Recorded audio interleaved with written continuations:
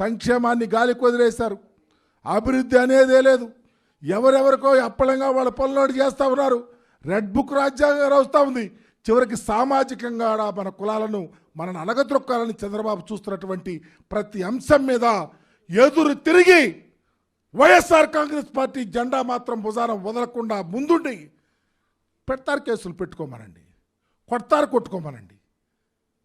కానీ మా రాజ్యం వస్తుంది, జగనన్న మరలా ముఖ్యమంత్రి అవుతాడు, ఎవరిని వదిలేది లేదని మాత్రం తెలియపరచాల్సిన బాధ్యత కూడా మీ మీద ఉంది.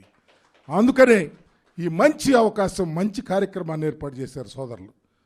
నిజంగా వైఎస్ఆర్ కాంగ్రెస్ పార్టీ ఎస్సీ విభాగం ఇంకా ఉచితంగా ఈసారి ఇంకా గ్రౌండ్ లెవెల్లో ఎక్కువ మందిని, మనకెందుకంటే ఎంతమందిని పిలిస్తే అంతమంది వస్తారు.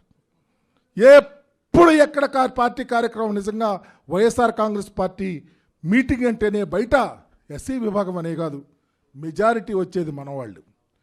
ఎందుకంటే జగనన్న కోసం ఈరోజు చూస్తున్నాం, చాలా వీక్గా ఉన్నటువంటి నియోజకవర్గాలకు వెళ్తున్నాం, ఉవ్విళ్ళు వరుతా ఉన్నారు. జగనన్నను ఇంకా మోద్దాం, జగనన్న కావాలి, రావాలి, జగనన్న మరలా ముఖ్యమంత్రి చేయాలని ఆలోచన.